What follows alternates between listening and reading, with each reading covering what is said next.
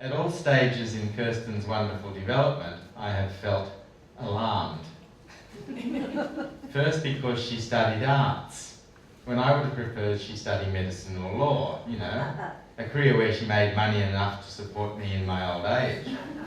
Second, because she became an editor, which was getting way too close to my dodgy profession of writer.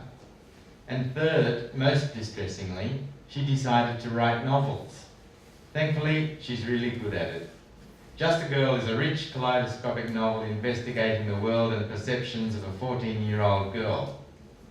Strangely, that's also a possible description of a novel called Sin Can Can, which Karen Krauth and I wrote using Kirsten as the model for its main character, Ashley. And so this is from Just a Girl. This is 14-year-old Layla. And I've chosen this passage because it's about Layla's relationship with her father.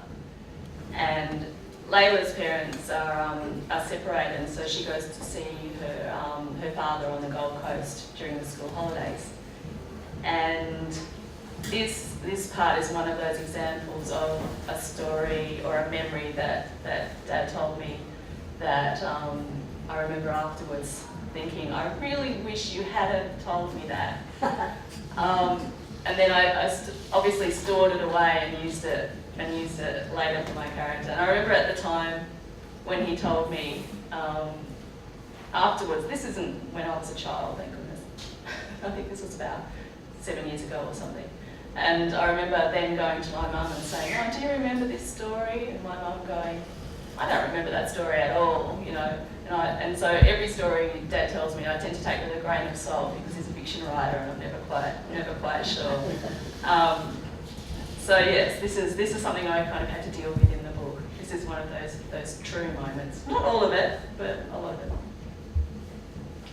The only problem with Dad cooking is that it takes hours. And we don't eat until 9:30 p.m. when we're both ready to pass out. Because he drinks as he chops the carrots, he drinks as the meat is stewing, and then he drinks while he lets the risotto soak up the delicious juices. And one more glass while he makes the gremolata. So my blood sugar level is low, and he's getting drunker.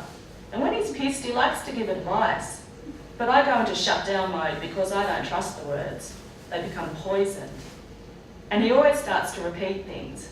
He even starts offering me champagne, but I never drink when he's around because it gives him the shits. And it gives me more ammunition in the morning. If I can remember everything he said, I like to get him when he's vulnerable. I save up all my most interesting questions for these times. Dad, have you ever taken drugs? Oh yeah, I've taken just about everything. I've got nothing against experimenting, but the key is moderation. I laugh because he started to slur. He goes into the kitchen and opens another bottle of red. He pours it really slowly so I won't notice how drunk he is. Marijuana, cocaine, speed, ecstasy, I think they're all okay every now and then. I'm not really into hallucinogens.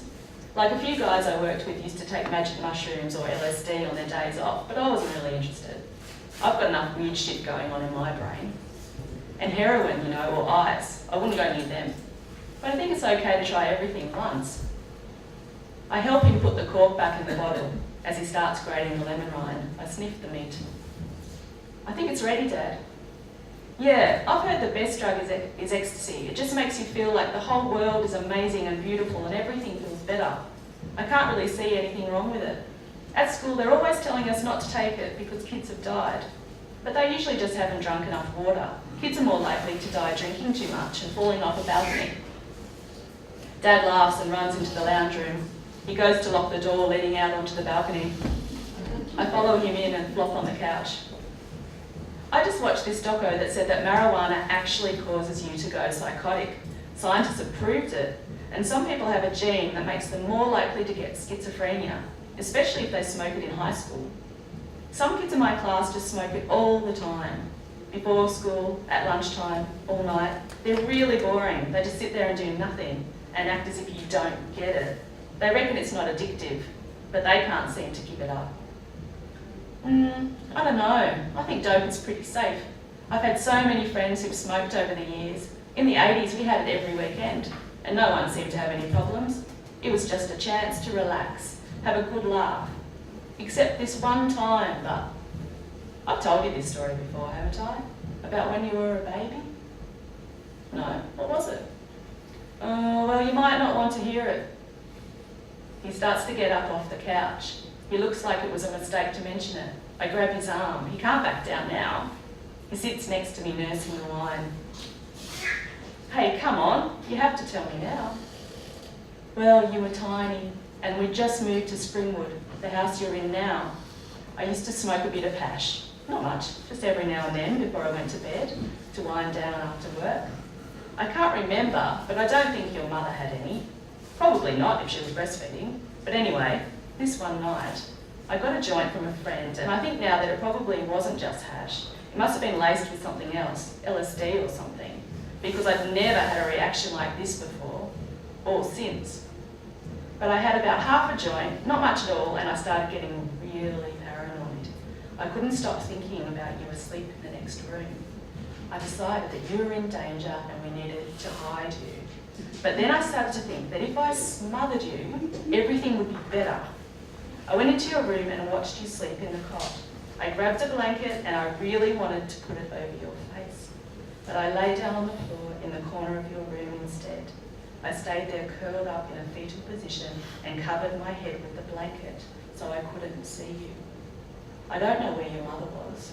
I can't remember her being there. Dad gets up to start serving dinner. He doesn't want to talk anymore. He just dumps it and leaves. I think about our house, my room where I sleep, what the walls have seen. I wonder where Mum was that night. Why she wasn't in the room with me. Did she see him huddled there in the corner? I throw the image away, a rag doll on the floor. I used to have a caravan that I wrote in, because we had bought into a property in near Nimbin, and that has nothing to do with all the fiction that's totally going on there. And each morning I used to walk the 30 metres to my caravan, and I'd sit down while writing this book, and I would have to get into the zone to write in this first person voice. And I used to place an image of Kirsten in front of me. This was in my mind. I'd place her in front of me, and then I'd turn her around, and then I'd open up her back, and I'd step into her skin, and I'd find the eye holes, and I'd look out from there. And I knew that I was seeing. Sounds like Hannibal Lecter. It's exactly like that. I knew that I was seeing in her perception when I was able to turn around and see myself and say, God, you're a dag, Dad. And yeah, I remember being 14 and I went to boarding school for 2 years, and I remember just thinking all the time whenever I was talking to Dad, are you asking me this question because you're really, really interested, or are you asking me this question because you're noting it down for the book later on? No, but when the book came out, I was just amazed at how he had captured a sense of my personality and a sense of how I saw the world. And years later, when I was writing, the first character that came to me very strongly was a 14-year-old girl. And the voice was very immediate and very direct, and also in present tense, first person as well. And I remember as I was writing it, I consciously thought to myself, I can't go back and read Sin Can Can. I haven't read it since I was 14. I can't go back because I felt like it was really, there was this sort of ghost spooking me with this 14-year-old voice, and it was sort of like my voice, then my voice going into a character voice, then coming back to my voice, and then going into another character. And so I was very I didn't want to be influenced at all. And then the last couple of weeks I read the book, And yeah, I was quite amazed at some of the similarities, especially in terms of locations. We've taken the character, which I guess isn't surprising because they're both teenage girls, but we both cover aeroplanes, we both cover going on roller coasters, we both cover our fear of public speaking, and I was thinking about it today, and I think all of those things that we both cover are actually kind of anxieties that we're trying to purge at that moment. But I mean, the difference between the books is that this was written for a YA audience, and Just a Girl, even though it's got a girl on the cover and the title, it's an adult book. So my character, my voice is much darker, and this sort of feels like the light and the dark, really. So I think when you read Sing Can Can, you're not ultimately worried about Ashley. She's going to be okay. But I think when you read Just a Girl, you're not too sure if Layla's going to be all right. Now, I happen to believe that this is the way literary writers write. I mean, it's their experience that gets filtered through, and it ends up being something that others call fiction. But really, it's a sort of a collage of all your own thinking and experience and likes and of course family being ones that you were very close to, a lot of it ends up in there. I know in my case, I think that now it's all okay, I've sufficiently disguised this. You turn it upside down. If you turned left in the old house, then I'd make it you turn right, and that's fiction. And clearly you don't actually get away with that in terms of your own family, because they all know where the stories have come from. They can see that you've tried to put it in the blender and make it look like something else mashed up, but it really doesn't come out that way. This is, of course, is why people in families get very offended about what their writer relatives write. Of course, Kirsten's description of all these drugs that this father did have got absolutely, nothing to do with my background, have they? No, that was made up. Yeah, good. Although I notice in Sing Can Can, later on when I read, he's rolling a very big joint, so. Well, that was fiction. The characters needed it. What do you think about the use of family stories? I think people usually point them out to me more than I consciously notice them. It's an interesting process, because I think when I'm writing, I'm never consciously going, I'm going to base that character on my brother because ... It never happens like that. But I think when you're writing, I tend to write from an emotional perspective. So I'll put myself in. Actually, Dad teaches creative writing, and he told me, he gave me this tip that you're never going to get stuck when you're writing if you've got a character and a location and an action. And I'm not sure if you've got a feeling, if you said feeling, but to me, if I have all of those things together, I can just always write.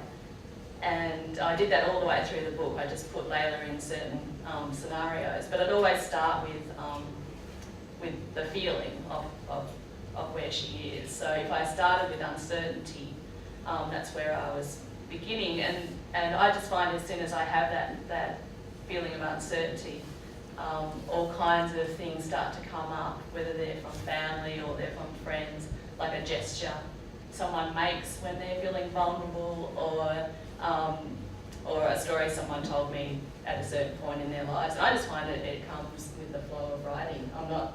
I think also with your first book, with debut novels, I think it's a bit of a purge, and you're getting out all the stuff from your childhood that you couldn't quite sort out. I mean, it's not memoir, but it's things that disturbed you, or things that you obviously buried for a while, and they start to surface in the process. But I think it depends on the voice as well.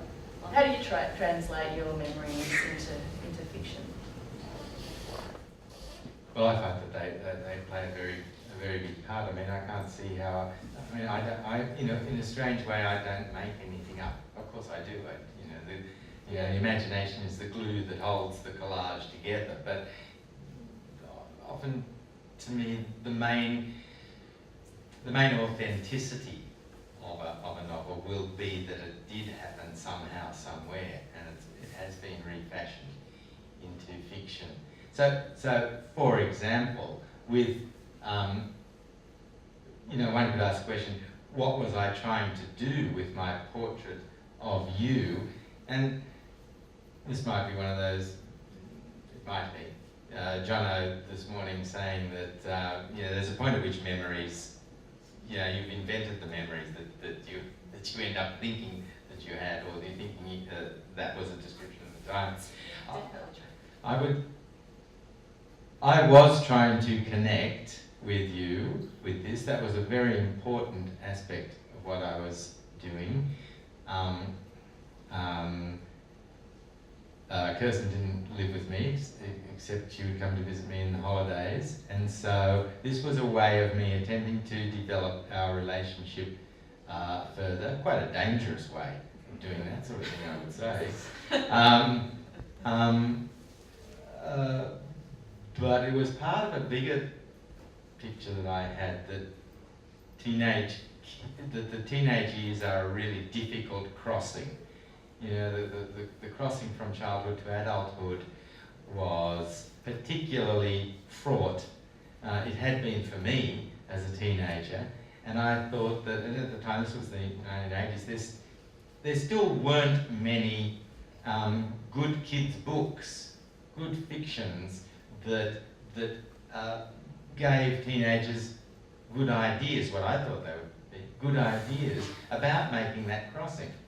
And I really want, because it was all dishonest. It was all dishonest. Nothing was said as it really was. Lots and lots of topics at that time were taboo. I mean, Kirsten's book now gives you an indication of how many of those taboo topics are in our faces, which is wonderful. But yeah, so I did have this overall idea that through this portrait I would be able to say something to teenagers, but especially to my daughter. And I remember I had this great idea that I would take Kirsten and her friend, a female friend at the time, take them for a holiday to Surfers Paradise, and I would just unleash them on surfers and just surreptitiously follow around watching what they did to get ideas for this novel. And can I tell them what happened? I think so, yes, your version would probably be the one that you like best. Well, this is like your classic kind of ab-fab story, because he took me to Surfers to see what happened, hoping for some action. And what happened was, me and my friend, who were really into, the pure, really pale, we never went outside. And so we went to Surfers and we just kind of did one lap of the streets. We never went to the beach. And I think we bought a Ken Dome t-shirt and sort of wore it ironically. And we never met one guy. And so he had no material. It was a disaster. So he did, and I ended up falling out with my best friend, so that was good. Actually, that's probably where the action came, maybe. Yes, I didn't really know. Oh, well, no, I did notice that the two of you were falling out. I just thought it was all my fault. It was.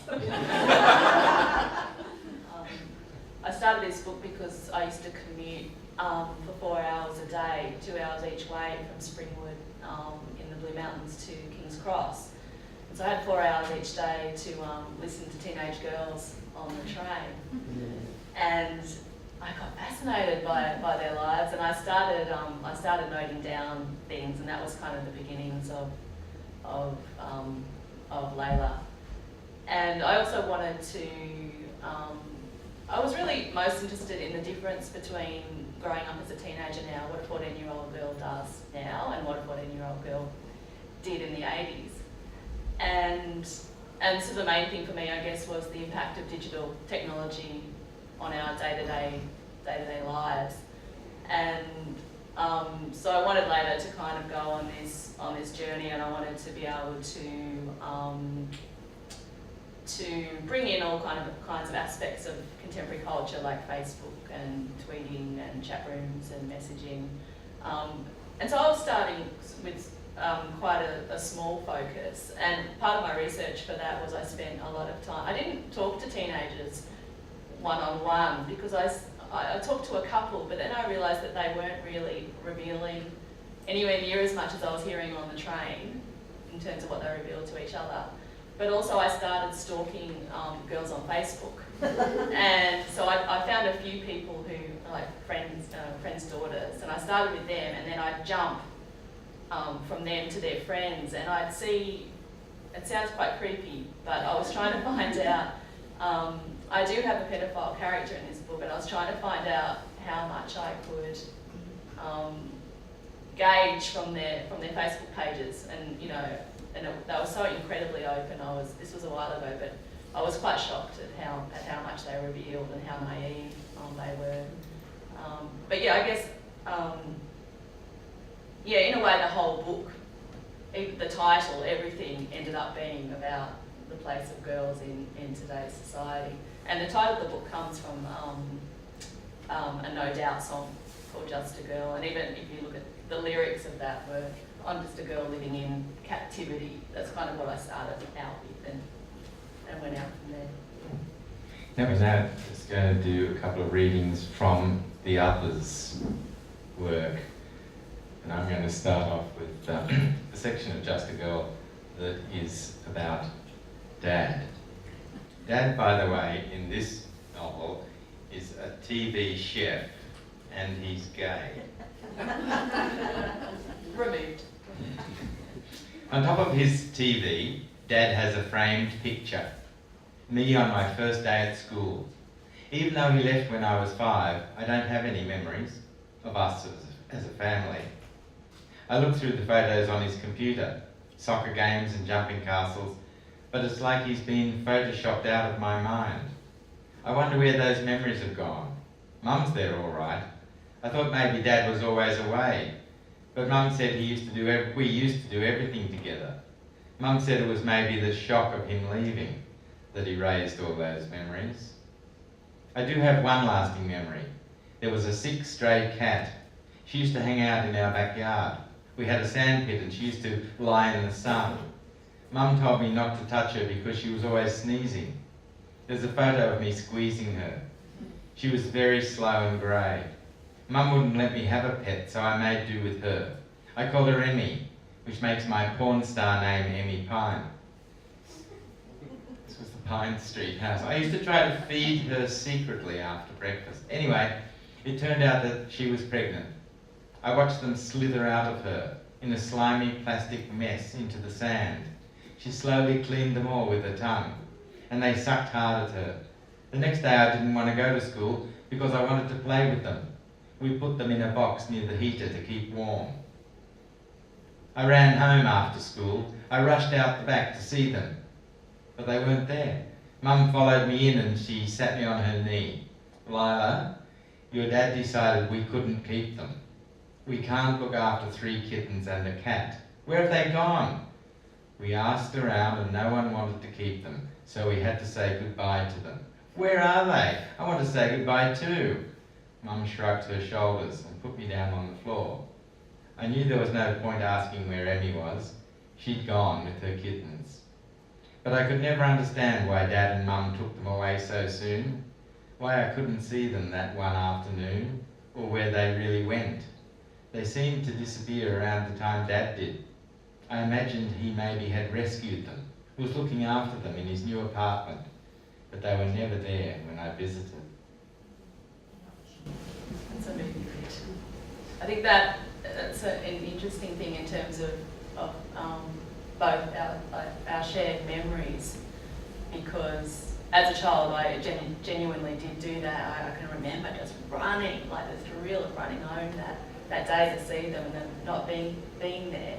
But I think one of the reasons that memory is so was so ingrained was because I suspect it's the first time my mum lied to me, and I kind of knew, but I didn't know why. So I think that's why that was one kind of way, one that was always going to crop up, because as a 5-year-old, I just wasn't.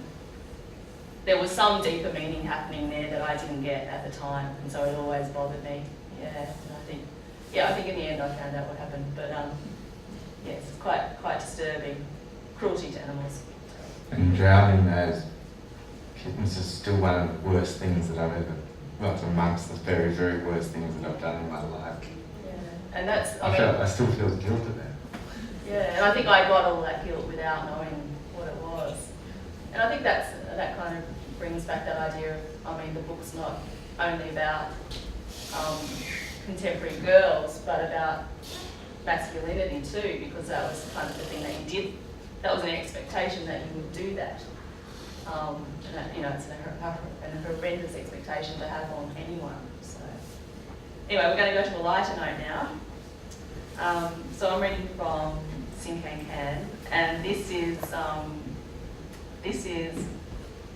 a section that I find very, very funny, and I think it really captures the dynamic between teenage girl and father beautifully, and you'll probably notice, and the dynamic that we definitely had, and you'll probably notice in this section the similarities between the section I read at the beginning, only kind of reversed.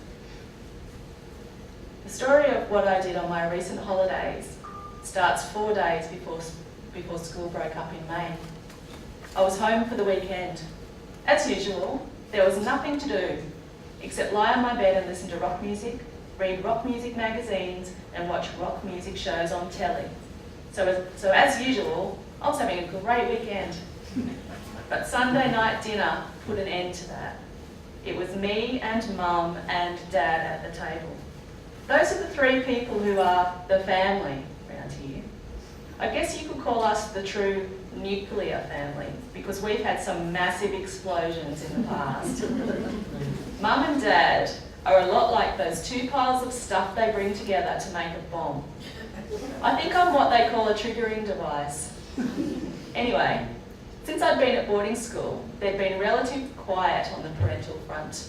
But something was brewing that Sunday night, and it wasn't just Mum's neglected dandelion tea. How do you best introduce 2 strangers to a reader? Describe their faces, or their bodies, or their minds, or the way they speak, or what they wear? I think I'll describe what my parents eat, or better still, what they put in their mouths. You are what you eat, Dad often says, which seems a pretty weird statement coming from someone intelligent enough to have a PhD. Though, come to think of it, you might be right. My figure has tended to resemble a Big Mac at times in my life. My mum and dad are vegetarians. They don't like hamburgers, Dagwood dogs, meat pies, or any other fun foods. To get them into McDonald's or a Kentucky Fried Chicken parlour is like trying to shove your head down a hole in a Diet Coke can. They just won't go. If you mention Colonel Sanders, Mum starts raving about the American forces in Vietnam. Don't ask me why. My parents must have caught the germ of a paralysing disease in the 60s. It stunted their mental growth. My father still says, "Hi, man," and my mother likes Bob Dylan. They are a couple of ageing hippies, basically. So there we were at the dining room table on Sunday night. They were eating choco and chickpea curry. I had cooked myself a sausage. It was floating like a corpse in a swimming pool of tomato sauce. It was great. Mum was steadily at work on her wine consumption. There's a lot of wine consumption, you'll notice everywhere. Dad was rolling a massive cigarette in bright yellow paper. It had bits of green leaf hanging out in all directions. It wasn't tobacco, I can tell you that much. When he lit it, great burning bits fell out onto the tablecloth and into his lap. I could never see why anyone would suck on such a stinking, lumpy clump of weeds in preference to a cool, mild, menthol-fresh Alpine. Anyway, it was as plain as the pimple on your face. Mum and Dad were settling down to the serious business of having an argument. Dad took the first serve. It went like this. Of course it was a holiday. Mum returned service with a half volley. It was not a holiday. A weekend of splashing paint around. There were some respectable artists there. One woman had sold 3 paintings. Wow. Dad can make you feel very small when he says wow. It's sort of like a forehand smash. So Mum tried to make herself feel big again by pouring a huge glass of wine and returning with a clever lob to the backhand court. ... So they keep, having their argument. Lying on my bed, I could hear the war continuing in the dining room downstairs. My idiotic parents. God knows how they combined to produce someone as sensible and intelligent as me. If booking the tickets had been left to me, booking tickets to Bali, I would have bought them a one-way trip to a rehabilitation centre. Some place where they dry out old hippies. Some place where they'd give Dad a haircut and shave his straggling beard off. Some place where they'd burn all Mum's see-through Indian dresses and make her wear a bra again. Some place where you weren't allowed to talk interminably about the ALP, the CIA, ODs, 245D, ICBMs, IUDs, PMT and the G-spot. And while they were getting fixed up there, I could have a great holiday spunk spotting in surfers, smoking real cigarettes and overdosing on Big Macs and Diet Coke. It is so interesting to have, another writer in the family, and often you're sort of even guarding your own memories. I don't want them to have access to. I know when I was growing up too, I was often quite secretive because I thought, if he gets wind of that, that's going to go somewhere. So, I'm going to keep that to myself. That's my one. Right. But I think now it's quite fun because I can get him back. Now I've become a novelist, I can go, okay, this is my version. It's my version of what happened. Yeah. This book, because of maybe who it was geared for, is sort of one side of what I was like as a 14-year-old.